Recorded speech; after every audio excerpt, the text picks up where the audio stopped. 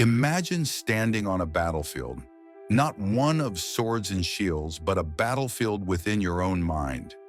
A war between doubt and courage, fear and purpose, chaos and clarity. Thousands of years ago, a warrior named Arjuna faced this very struggle.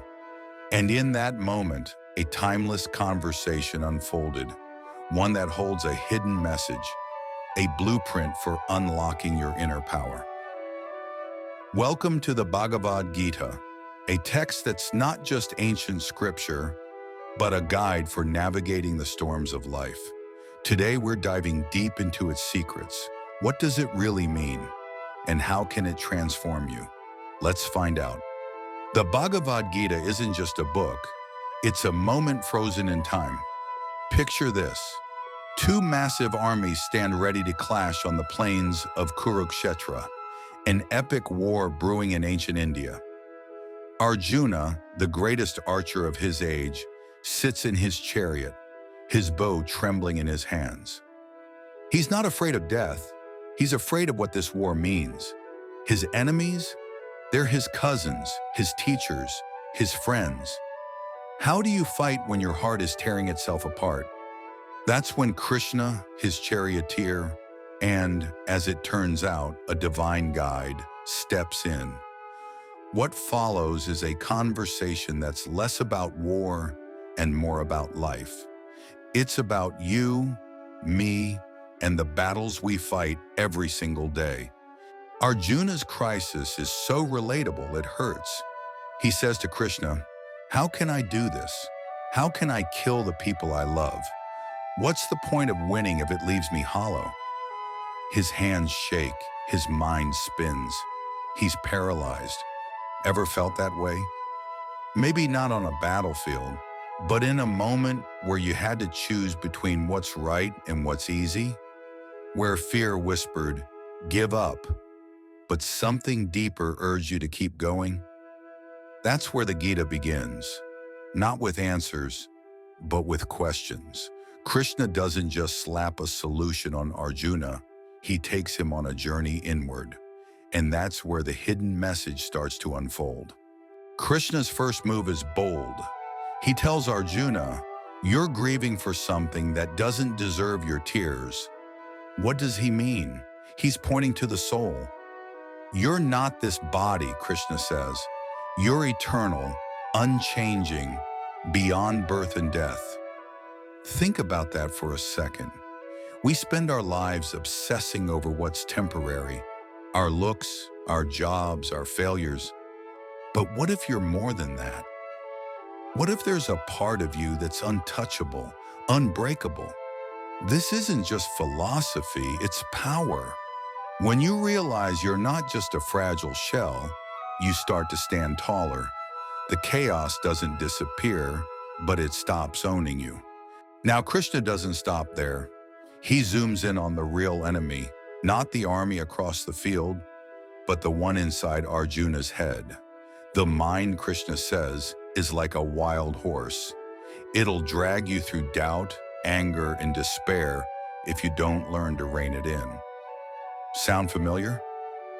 How often do we sabotage ourselves with overthinking?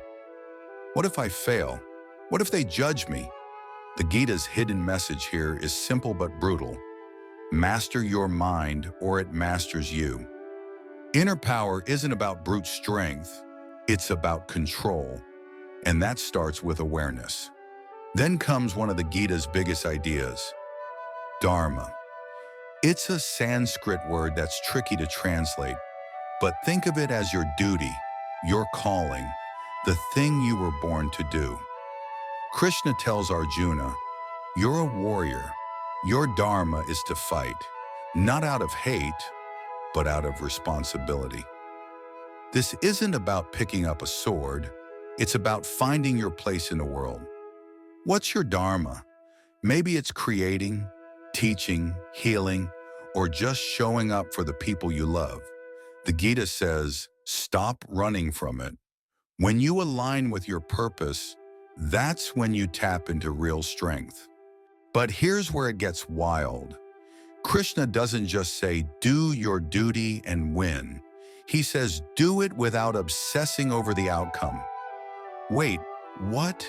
Imagine pouring your heart into something, a project, a dream, a relationship, and then letting go of whether it succeeds or fails.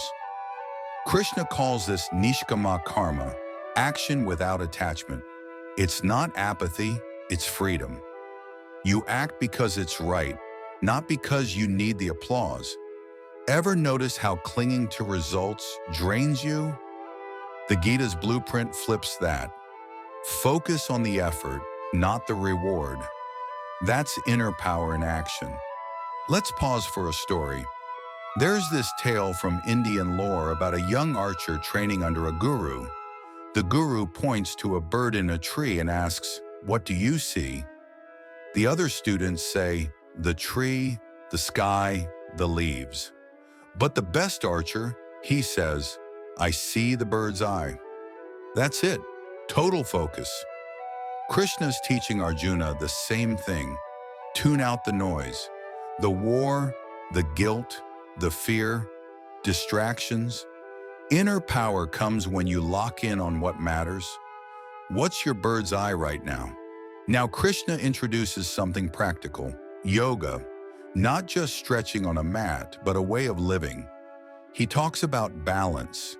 Don't get too high when things go well. Don't crash when they don't. Be steady, he says. That's where strength lives.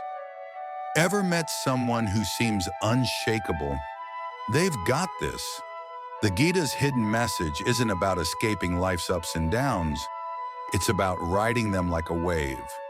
You don't control the ocean, but you can learn to surf. Here's where it gets mind-blowing. Krishna reveals something huge. I'm not just your friend, Arjuna. I'm the universe. And guess what? So are you. He shows Arjuna his cosmic form, stars, galaxies, time itself spinning in his presence. It's overwhelming, but the point is clear. There's divinity in you too. The Gita isn't saying you're God in a literal sense, but that spark, it's real. Inner power isn't borrowed, it's yours to claim. When you feel small, remember, the infinite is part of your story. By now, Arjuna's reeling. Cosmic visions are cool, but he still has to fight. Krishna doesn't sugarcoat it. Fear's part of the deal. Act anyway. This is the Gita's gut punch. Courage isn't fearless, it's moving through fear. Think of a time you were terrified but did it anyway. Told the truth, chased a dream, stood up for something. That's the warrior in you. The blueprint says, don't wait for fear to leave. It won't. Step forward anyway. By now, Arjuna's reeling. Cosmic visions are cool, but he still has to fight. Krishna doesn't sugarcoat it. Fear's part of the deal. Act anyway. This is the Gita's gut punch. Courage isn't fearless, it's moving through fear. Think of a time you were terrified but did it anyway. Told the truth, chased a dream, stood up for something. That's the warrior in you.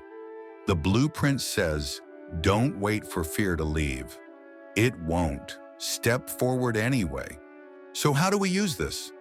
Let's get real, start small. Next time you're stressed, pause, breathe.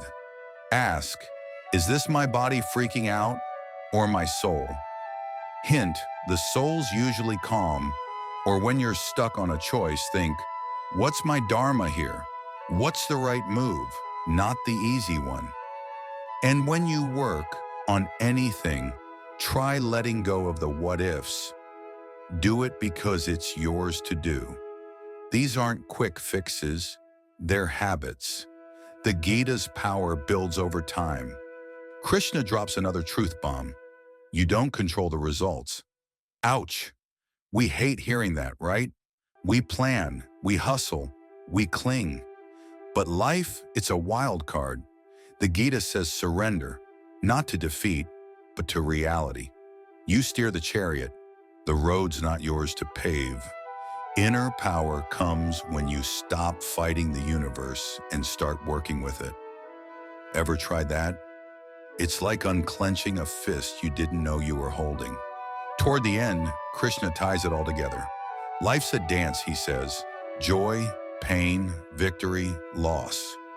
Your job? Keep dancing. Arjuna picks up his bow, not because he's fearless, but because he's found peace in the chaos. That's the hidden message. Inner power isn't about winning every battle. It's about showing up fully present, no matter what. The Gita doesn't promise a perfect life. It promises a powerful one. So where does this leave us? The Bhagavad Gita isn't some dusty relic. It's a mirror. Arjuna's struggle is ours. His questions, his doubts, his search for meaning. Krishna's answers? They're a map.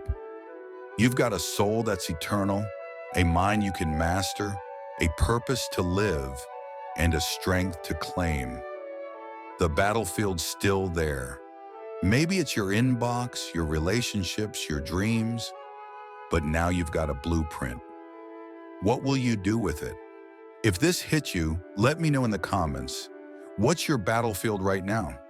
Like this video if you felt that spark, and subscribe for more dives into ideas that shake us awake. The Gita's just the start. There's so much more to explore.